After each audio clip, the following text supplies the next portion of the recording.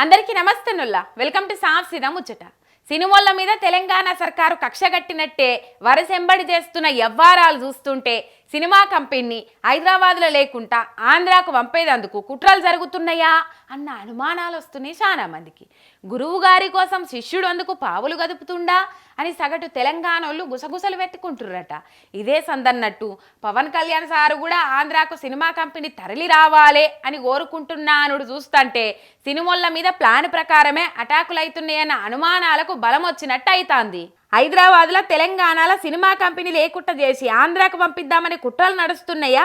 అందుకే వరసెంబడి సినిమాల మీద దాడులు చేస్తుండ్రా? ఒక కాంగ్రెస్ ప్రభుత్వం సినిమాలను చూస్తే ఎందుకు ఓరుస్తలేదు? వాళ్ళని ఎందుకు కళ్ళల్లో పెట్టుకుంటున్నది? వాళ్ళకి ఏడా చెడింది? రేవంత్ సీఎం అయినందుకు చాలా మందికి సినిమాలకు ఇష్టం లేదనా? సీఎం కాగానే సినిమాల లెవెల్ రేవంత్ సార్ను గలవలేదనా? లేదంటే సినిమాలకు ధమ్కీలు ఇచ్చి చెప్పు చేతల్లో పెట్టుకోవాలనా? ఎందుకు అలాంటి టార్గెట్ పెట్టినట్టుగా అటాకులు అవుతున్నాయని చాలా మందికి అనుమానాలు వస్తున్నాయి. మొన్నటికి మొన్న నాగార్జున ఫంక్షన్ హాల్ను ఊలగొట్టింది సర్కారు. ఇక దానెంబడే నాగార్జున సార్ ఇంటి మీద హీరోయిన్ సమంత మీద అనరాని మాటలు అన్నది మంత్రి కొండా సురేఖ. ఇక ఇవాళ అల్లు అర్జున్ ముచ్చట్లు కూడా గదే తీర్ల తొక్కులాడుతున్నది. అల్లు అర్జున్ సినిమాకు పోవుడు తప్ప రైటా అని ఎవ్వరు అంటలేరు కానీ తెలివైనోనికి తేలు కొడితే తెల్లారు లేచి మొత్తుకున్నట్టు గిన్ని రోజులైనాక ఇప్పుడు ఆ ముచ్చట్లు అల్లు అర్జున్ బయటకు రాక గుంజి దాడులు చేసుడు ఏందన్నదే ఎవరికి సమజైతలేదు. ఇక ఇదే సందని పవన్ కళ్యాణ్ సారు కూడా సినిమాలు ఆంధ్రాకి వస్తే పువ్వుల్లో పెట్టి చూసుకుంటామని చెప్తాండు.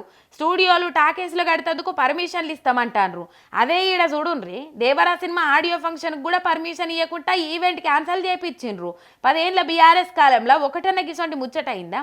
ఎంత పెద్ద ఈవెంట్లు చేసినా ఒకరికన్నా దెబ్బలు దాకిన సందర్భాలు ఉన్నాయా? ఆడరాక పాత గజ్జలు అన్నట్టు శాంతి భద్రతల కంట్రోల్ చేసుట్ల ముఖ్యమంత్రి విఫలమై ఆ నేపాన్ని సినిమాల మీద వేసి డైవర్షన్ చేస్తుండని మండిపడుతుండ్రు సినిమా అభిమానులు. ఇక ఇదిట్లనే ఉంటే ఇన్నొద్దులు తెలుగు సినిమాకు కేర్ ఆఫ్ అడ్రస్గా ఉన్న హైదరాబాద్ పేరును గంగల గలుపుడు పక్కానే అని అంటారు సినిమా ఫ్యాన్స్.